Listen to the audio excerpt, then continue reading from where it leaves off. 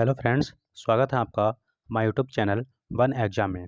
आज हम हिंदी के एमसीक्यूज पर बात करेंगे जो कि आगामी एग्जामों के लिए बहुत ही इम्पोर्टेंट है। ठीक है फ्रेंड्स, चलो शुरू करते हैं। पहला क्वेश्चन है, झरना काव्य संग्रह के रचनाकार हैं। इसका सही आंसर है ऑप्शन नंबर बी। ठीक है, जयशंकर प्रसाद। ठीक है, झरना जो काव्य संग्रह है वो किसका है? जयशंकर प्रसाद का। ठीक है, जयशंकर प्रसाद के और भी काव्य संग्रह हैं, जैसे आंसू, कामायनी, कानन कुसुम। ठीक है, किसके हैं वो भी? जयशंकर प्रसाद के काव्य संग्रह। ठीक है, जयशंकर प्रसाद के उपन्यास के बारे में बात करें। ठीक है, उपन्यास। ठीक है, उपन्यास इनके कंकाल, तितली, इरावती। ठीक है, उपन्यास आएंगे तो ठीक है कंकाल, तितली, इरावती। और काव्य संग्रह आएगा तो ठीक है, एक तो तुम्हारा झरना हो जाएगा, आंसू, कामायनी, कानन कुसुम। ठीक है, महाराणा का महत्व भी क्या है तुम्हारा, यानी कि काव्य संग्रह है। ठीक है फ्रेंड्स, इसका सही आंसर क्या आ जाएगा? झरना किसका काव्य संग्रह है? तो जयशंकर प्रसाद का। अगला क्वेश्चन है, क्वेश्चन नंबर 2, रामलला नेहछू के रचनाकार कौन हैं? ठीक है फ्रेंड्स, इसका सही आंसर है ऑप्शन नंबर डी। ठीक है, तुलसीदास। ठीक है, रामलला नेहछू रचना किसने लिखी है? तुलसीदास ने। ठीक है, तुलसीदास की और भी रचनाएं हैं, जैसे रामचरितमानस। रामचरितमानस किस भाषा में लिखी थी तुलसीदास ने? अवधी भाषा में।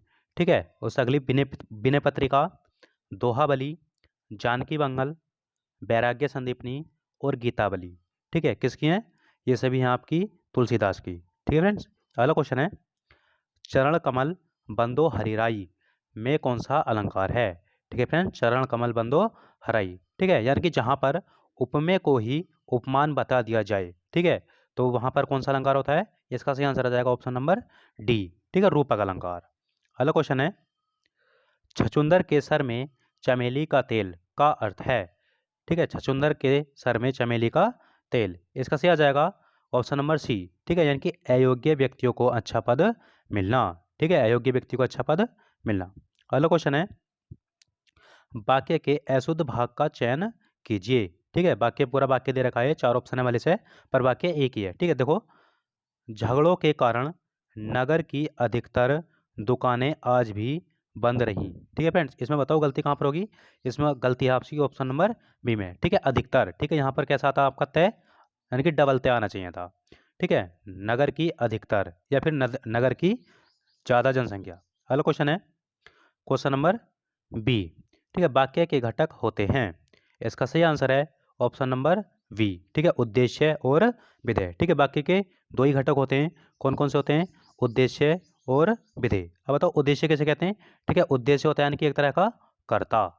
ठीक है, कर्ता, यानी कि परिभाषा सुनो, यानी कि वाक्य में जिसके विषय में कुछ कहा जाए, ठीक है, उसे क्या कहते हैं? उद्देश्य। उद्देश्य कह दो या फिर कर्ता कह दो। ठीक है, पूछा जाए विधेय। विधेय क्या होता है? यानी कि जिस वाक्य में, यानी कि जो उद्देश्य के बारे में, जो कुछ भी उद्देश्य के बारे में कहा जाता है उसे क्या कहते हैं? विधेय कहते हैं। जैसे एक वाक्य ले लो, राम राम पुस्तक पढ़ता है। राम पुस्तक पढ़ता है। ठीक है, राम पुस्तक पढ़ता है। यहाँ पर पूछा जाए कि यहाँ पर उद्देश्य क्या है? ठीक है, मैंने बता दिया कि उद्देश्य का होता है एक तरह का कर्ता होता है। ठीक है, यहाँ पर उद्देश्य कौन हो जाएगा? राम। अब बताओ कि पुस्तक पढ़ता है, ठीक है, कौन पढ़ रहा है? राम। ठीक है, राम के बारे में जो सब कुछ बताया गया है वो क्या है तुम्हारा? विधेय आ जाएगा। ठीक है फ्रेंड्स, उद्देश्य जो आएगा वो कर्ता होता है, और जो कर्ता के बारे में बताया जाता है वो सब क्या होता है? विधेय होता है। अगला क्वेश्चन है क्वेश्चन नंबर 7, जिसकी आशा न की गई हो इस ठीक है फ्रेंड, जिसकी आशा न की गई हो, ये वाक्यांश दे रखा है, इसके लिए एक शब्द बताना है, तो इसका आंसर आ जाएगा ऑप्शन नंबर बी। ठीक है, अप्रत्याशित, यानी कि जिसकी आशा न की गई हो, अप्रत्याशित। इसमें आया हुआ तुम्हारा आशातीत। ठीक है, आशा से परे, तो कौन सा आएगा? आशातीत। और आ जाए तुम्हारा, यानी कि जिसकी आशा न की गई हो तो अप्रत्याशित। अगला क्वेश्चन है क्वेश्चन नंबर 8, प्रख्यात में प्रयुक्त उपसर्ग है, इसका सही आंसर है ऑप्शन नंबर बी। ठीक है, प्रख्यात में उपसर्ग कौन सा है? यानी कि प्र। ठीक है, प्र प्लस ख्यात। ठीक है, प्र प्लस ख्यात। ख्यात मतलब यानी कि जो देश विदेश में जिसकी ख्याति प्राप्त हो, ठीक है, जो फेमस हो। अगला क्वेश्चन है क्वेश्चन नंबर 9, एक अधिकार का विलोम शब्द होगा। ठीक है, एक अधिकार यानी कि सिर्फ एक जने की बात चलिए, एक अधिकार, तो यहाँ पर हो जाएगा आपका इसका आंसर यानी कि सर्वाधिकार। एक अधिकार का विलोम क्या होगा? सर्वाधिकार। अगला क्वेश्चन है क्वेश्चन नंबर 10, कमल का पर्यायवाची शब्द नहीं है।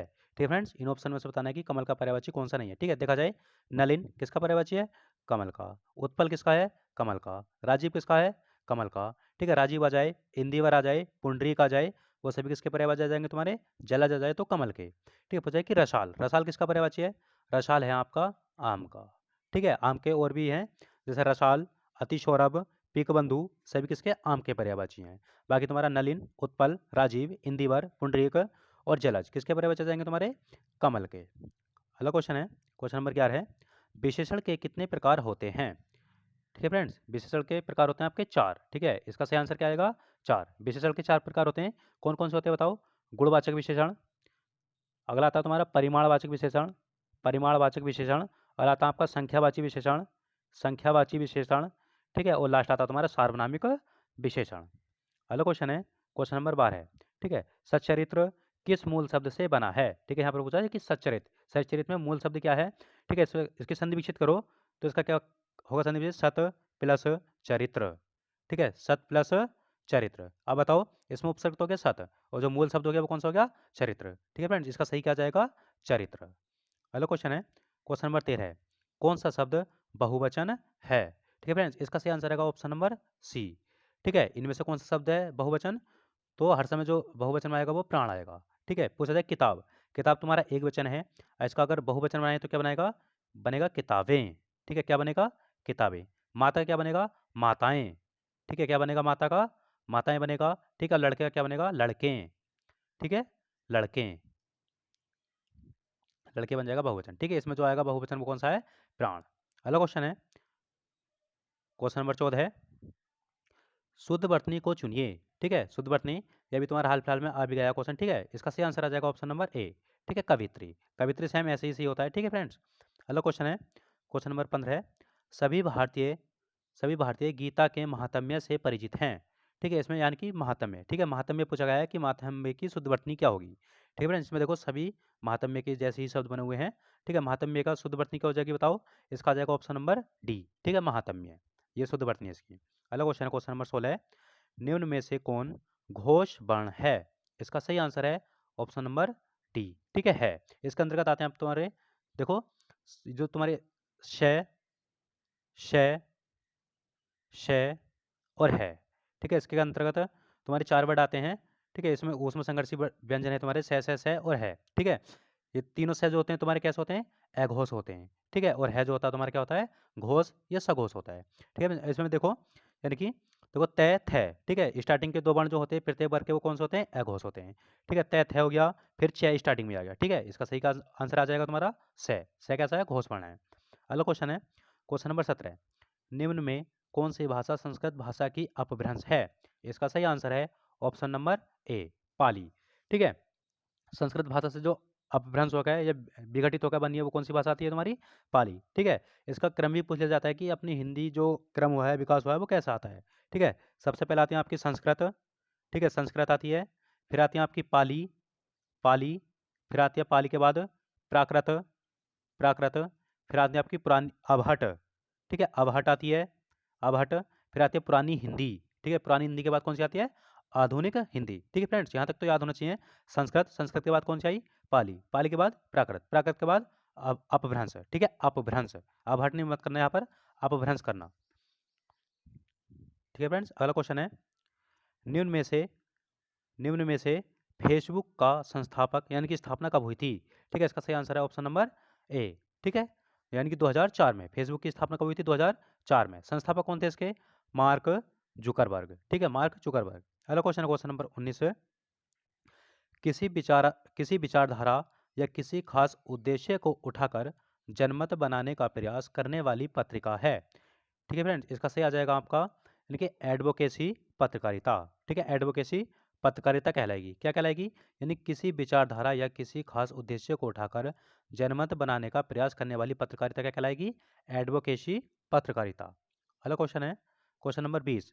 ठीक है, प्रिंट मीडिया में डेस्क। ठीक है, प्रिंट मीडिया में डेस्क क्या है। इसका सही आंसर है ऑप्शन नंबर डी। ठीक है, संपादन। डेस्क, प्रिंट मीडिया में डेस्क किसे कहते हैं, संपादन को कहते हैं। ठीक है फ्रेंड्स, ये हमने 20 इंपॉर्टेंट क्वेश्चन करे थे।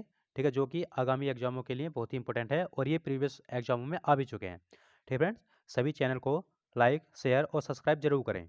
ठीक है, प्रत्येक दिन आपको, ठीक है, प्रत्येक दिन हिंदी, एक दिन हिंदी आएगी आपकी क्लास, एक दिन जीएस की आएगी, एक दिन आपकी उत्तराखंड की आएगी और एक दिन हिंदी और जीएस दोनों मिक्स आएगा, और एक दिन तुम्हारा उत्तराखंड और जीएस मिक्स आएगा। ठीक है फ्रेंड्स, अगर चैनल को सपोर्ट करोगे तो आपको भी यहाँ से बहुत अच्छा डाटा मिलने वाला है। ठीक है फ्रेंड्स, आज के लिए बहुत है। जय भारत, जय उत्तराखंड।